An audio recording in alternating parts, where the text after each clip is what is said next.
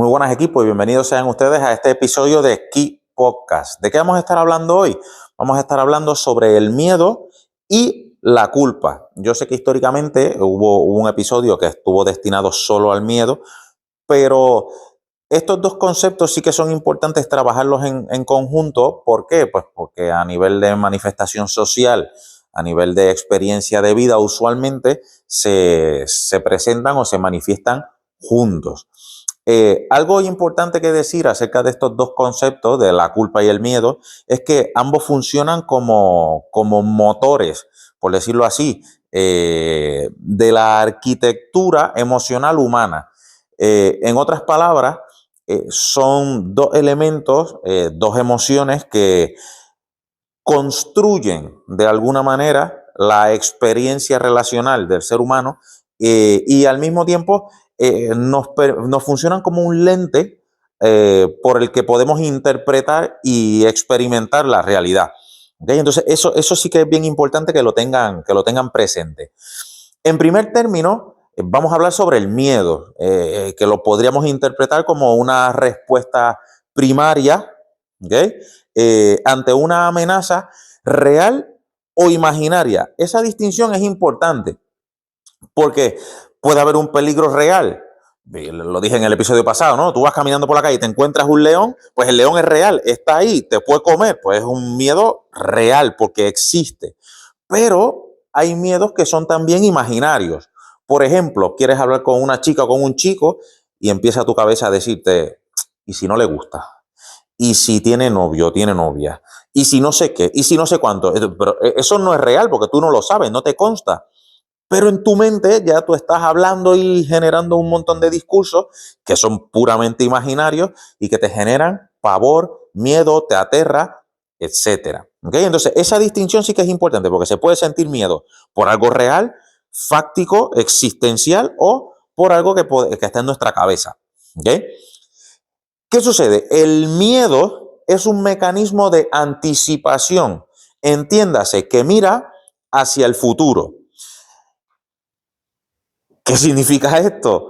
Que proyecta un futuro potencialmente peligroso y ese futuro potencialmente peligroso nos condiciona de alguna manera la vivencia del presente.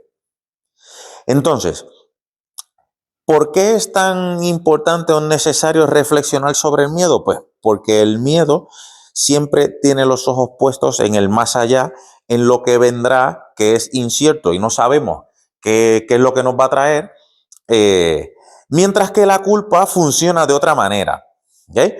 Ahora, la culpa es una respuesta ante la transgresión de una norma interna o colectiva. Fíjate eso, una norma, el entendimiento de lo que está bien o está mal, según dicta, ya bien sea mi conciencia o mi entendimiento o una norma que tengo yo metida entre ceja y ceja, o lo que la sociedad me dice que está bien o mal.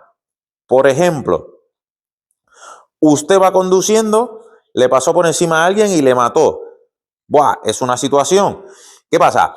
La gente va a mirar y va a decir, no, tú eres culpable porque tú le has matado. Y tú tienes la culpa que te echan los de fuera, más la culpa que te echas tú mismo internamente. ¿Por qué? Porque matar no está bien, porque lo tienes interiorizado. Tú te sientes mal porque has dejado a una hija huérfana, a una persona sin su pareja, y ya esa es una culpa interna más la culpa que te proyectan los demás. Entonces, la culpa es un mecanismo de retrospección. Entonces, si bien es cierto que el miedo mira hacia el futuro, la culpa usualmente mira hacia el pasado. ¿Ok? Mira al pasado, ¿para qué? Para castigar el presente. ¿Vale? Entonces, tomando en consideración que el miedo y la culpa funcionan en líneas temporales, por decirlo así, diferentes, yo creo que esta reflexión que les voy a comunicar a continuación tiene pertinencia. Atiende esto, mira, mediante el miedo y la culpa se utiliza el tiempo, ¿ok? O sea, la cronología para inmovilizar a las personas en el presente. Sin embargo, no es un presente de presencia, de conciencia o de reflexión. Es un presente de preocupación, incertidumbre y ansiedad. ¿Por qué? Porque se teme al futuro mientras se recurre al pasado para continuar o perpetuar el castigo o autocastigo en el presente. A ver, ¿qué significa eso? Básicamente, si bien es cierto que el miedo mira al futuro y condiciona el presente, ¿por qué? Porque tú mediante la anticipación estás organizando tu presente para evitar que pase eso que yo estoy previendo. El pasado, la culpa, perdona, a través de esa mirada hacia el pasado, nos condiciona el presente a través del recuerdo de lo que ya pasó. Entonces, ambos elementos, tanto el miedo como la culpa, están incidiendo sobre el presente, pero desde líneas temporales diferentes. Entonces, eso yo creo que es importante que lo tengamos claro, sobre todo porque es un fenómeno muy interesante. Ahora, ¿qué sucede?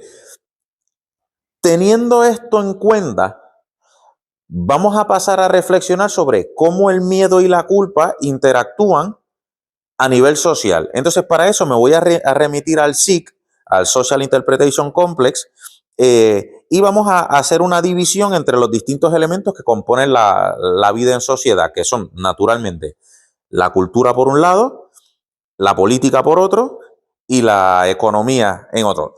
Recuerda que esta separación es ilusoria porque está todo entrelazado, pero para efectos de entenderlo, pues vamos a hacerlo así. Vamos a empezar por la esfera económica y vamos a hablar del miedo y de la culpa dentro de la esfera económica. Vamos a empezar por el miedo. El miedo, desde el punto de vista del ámbito económico, que recuerden que tiene que ver con distribución y redistribución de bienes finitos que se acaban, el miedo podría ser interpretado como una ansiedad por la pérdida potencial de bienes. ¿Okay? Fíjate que digo pérdida potencial porque no es una pérdida que necesariamente se esté manifestando en el momento, sino es un miedo a una pérdida que podría ocurrir.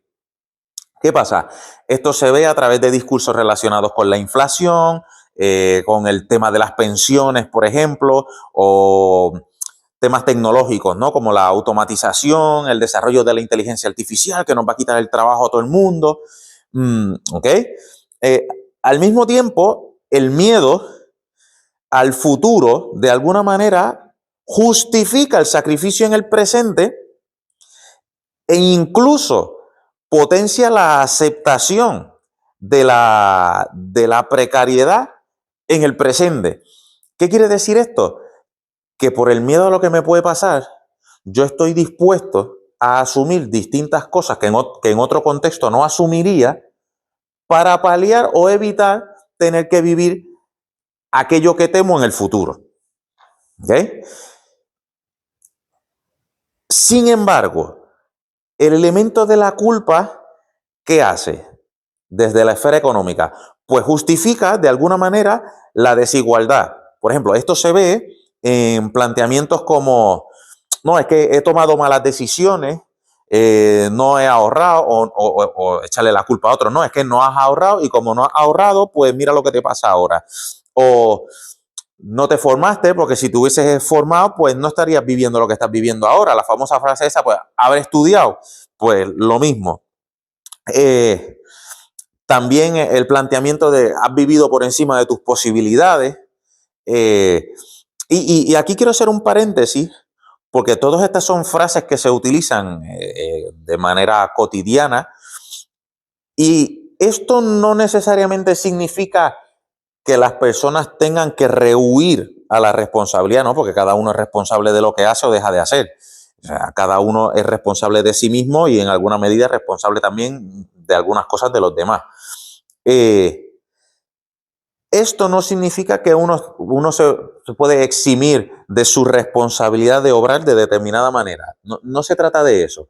Pero cuando se descarga toda la responsabilidad sobre el individuo, pues esos discursos usualmente vienen acompañados de relaciones de poder y de otros temas que hay que atender. Esto lo vamos a ver más adelante, sobre todo en el ámbito político. ¿Okay?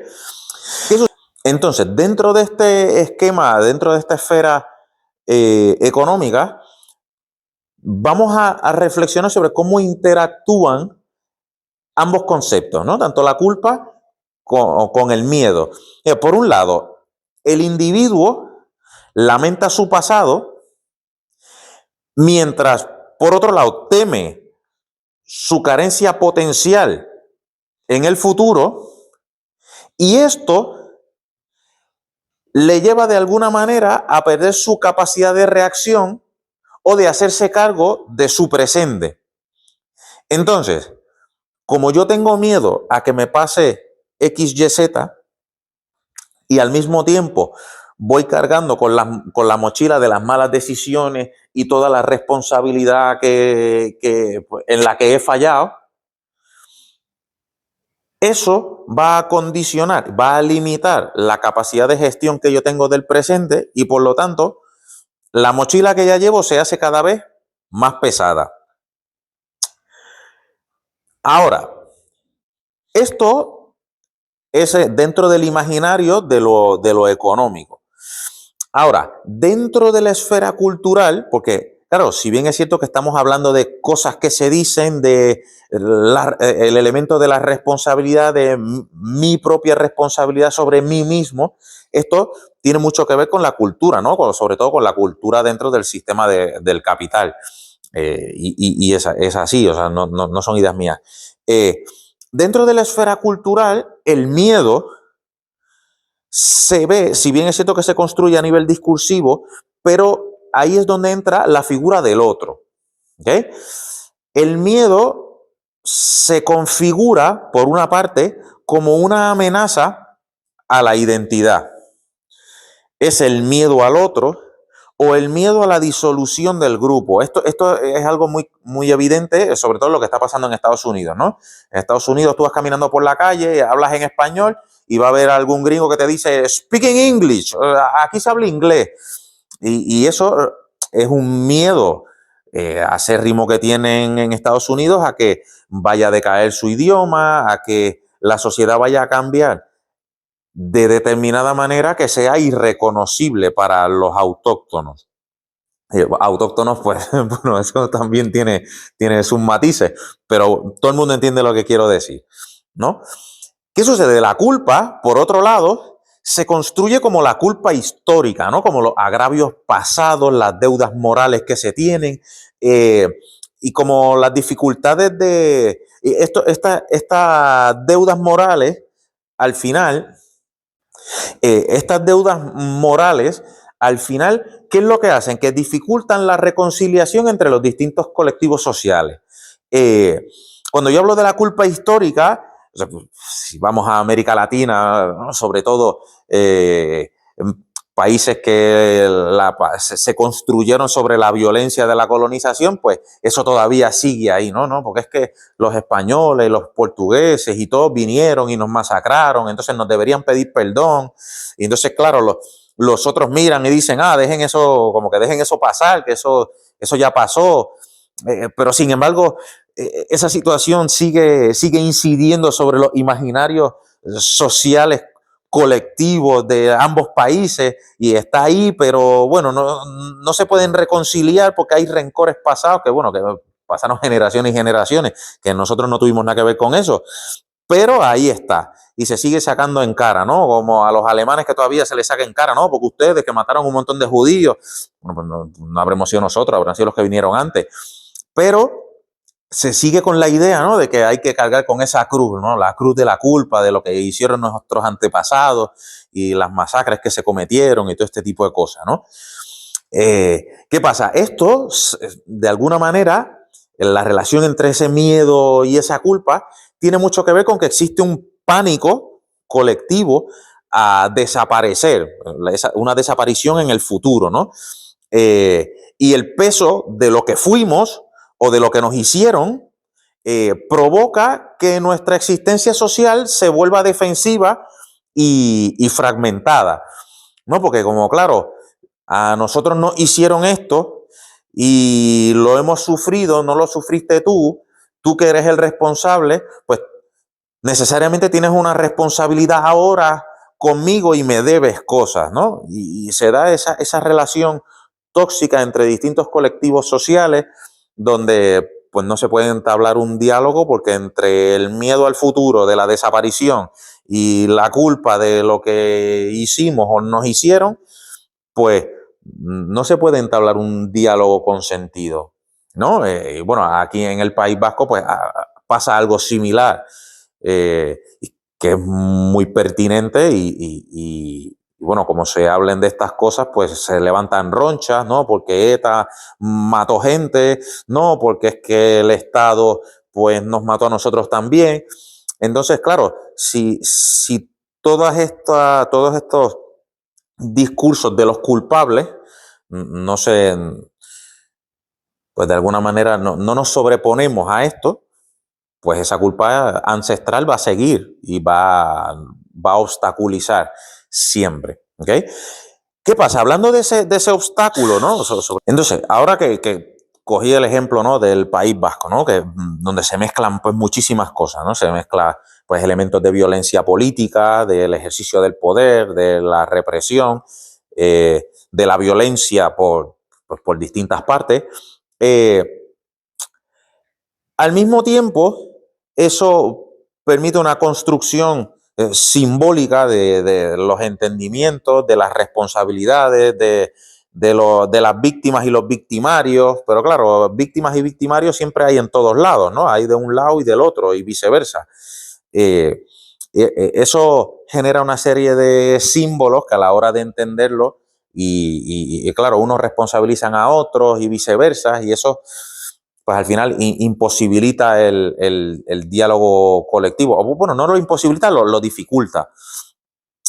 Entonces, aprovechando esta coyuntura, quiero pasar al aspecto, a la esfera política, sobre todo porque debemos entender, y en este contexto sí que quiero matizar, la esfera política la voy a tratar, la voy a entender como un espacio de poder donde hay unos grupos que mandan y otros que obedecen. Lo voy a simplificar de esa manera. ¿Ok? Eh, ¿Por qué? Porque en ese contexto el miedo funciona como una herramienta de control. Funciona como una herramienta de control eh, donde permite la construcción de unos actores políticos como salvadores del futuro. ¿Ok? Si tú me eliges a mí, pues todo va a estar bien. Y si tú no me eliges, pues ya vas a ver el caos que se va a venir y toda la problemática social que nos va a caer encima. En este sentido, el poder se sostiene, pero no en la esperanza, sino en el desastre que se quiere evitar.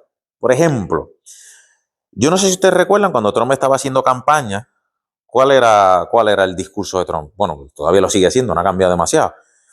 Si tú no me eliges a mí, el país se te va a llenar de inmigrantes terroristas, de homosexuales, eh, vamos a entrar en crisis económica, vamos a tener un problema. ¿Por qué? Porque tenemos que volver a hacer América great again.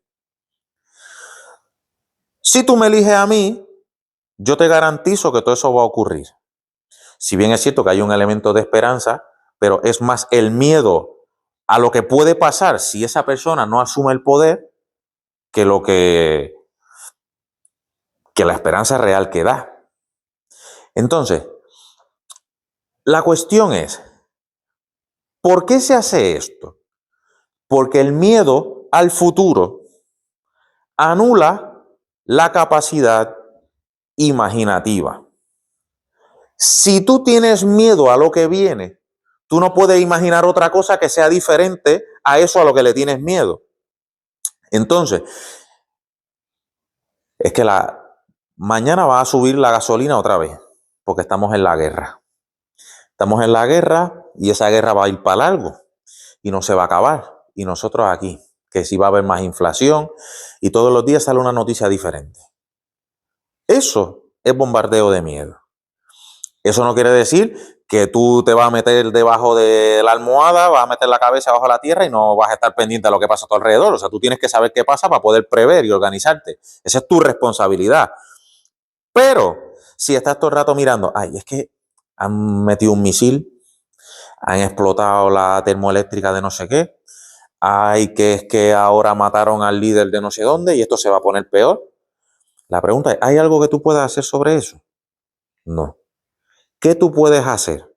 Pues prepararte tú y asumir que pasará lo que tenga que pasar y tú estarás preparado para lo que venga. Eso es lo único que tú puedes hacer. Pero sin embargo, todos los días está el bombardeo, para que tú te asustes, para que hay, qué miedo, que esto, que lo otro.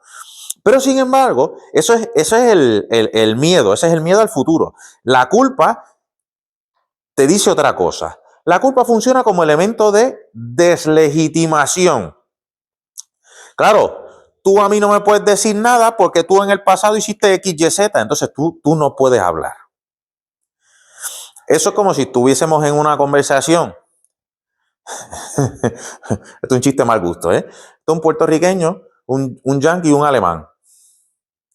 Al puertorriqueño todo el mundo la pasa por encima. Entonces él no puede hablar de autodeterminación de nada porque todo el mundo le ha dicho toda la vida lo que tiene que hacer. Entonces, calla la boca. Entonces, los yanquis le dicen a los alemanes, no, porque es que tú cometiste un genocidio y tú mataste un montón de gente. Y el alemán, ¡buah! Sí, es que yo he matado a un montón de gente. Y luego mira al yanqui, pero le dice, oye, pero tú es que te cargaste un montón de indios aquí, hiciste un montón de cosas. Entonces, ¿qué? Y el yanqui, a diablo. Y los puertorriqueños, pues bueno, claro, nosotros somos la expresión de lo que quedó del colonialismo español y pues, claro, pues nosotros también nos hemos cargado a los negros y los tenemos pisoteados porque somos un país que discrimina a los negros y los indios pues ya no existen. Pues tú ahí tienes culpa para repartir por todos lados. Entonces, nadie le puede reclamar nada a nadie, ¿no? Porque en el pasado hizo X, Y o Z. Entonces, eso es un problema. Todos somos responsables de cosas malas que han pasado y por lo tanto no podemos opinar. Eso es una situación. ¿Por qué? Porque desde la culpa se castiga al que piensa diferente, al disidente. También desde la culpa se construyen etiquetas. Y pues están los conspiranoicos, que son gente que solo ve indicios extraños en cualquier cosa que pasa.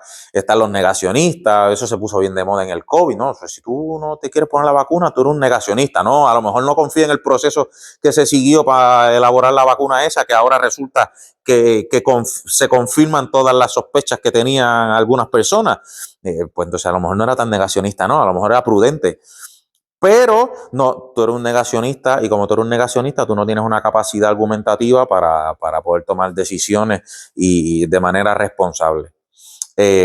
O pues eres un inadaptado social, ¿no? Si no te acoplas a la normativa que hay, pues eres un inadaptado social, eres marginal y por lo tanto pues no puedes estar hablando porque no tienes la legitimidad suficiente para participar en el sistema democrático. Y así es sencillo. Y esto no me lo estoy inventando yo, eso se ve ahí, por ahí. También a través de la culpa, desde lo político, se recurre a la cancelación o a la descalificación. O sea, no, es que tú no puedes porque no estás capacitado, o no puedes porque como no cumples con los estándares de vivencia en sociedad, pues no puedes participar, o no, porque en el pasado tú hiciste esto o aquello, no puedes participar de esta conversación. Entonces eso necesariamente pues genera escenarios de exclusión social, sobre todo de exclusión política, y trae pues, los problemas de justicia social que se manifiestan. Al mismo tiempo, la culpa, ¿qué es lo que hace? Pues anula la voz política, tanto del sujeto como de los colectivos, al recordarle que su pasado lo inhabilita para obrar en el presente. Por lo tanto, como las cosas que tú o tu grupo hicieron en el pasado te silencian, te inhabilitan para gestionar lo que hay delante, pues te inmoviliza. Entonces, es como si hubiese una especie de paréntesis a tu alrededor. Que de alguna manera esto nos remite pues, a una imagen que a mí me parece muy ilustrativa, ¿no? Que es la de la pinza temporal o pinza cronológica. ¿Por qué? ¿Qué es lo que hacen el miedo y la culpa? Pues oye, Si el miedo se enfoca en el futuro, mira a un futuro que es aterrador, y la culpa mira al pasado, mira a esa responsabilidad, a esos actos que te generan vergüenza en el presente, pues tú tienes miedo y tienes culpa, y esas dos cosas cogen tu presente y lo pinzan. Y por lo tanto, te mantienen de alguna manera atrapado o atrapada en un escenario de inmovilidad.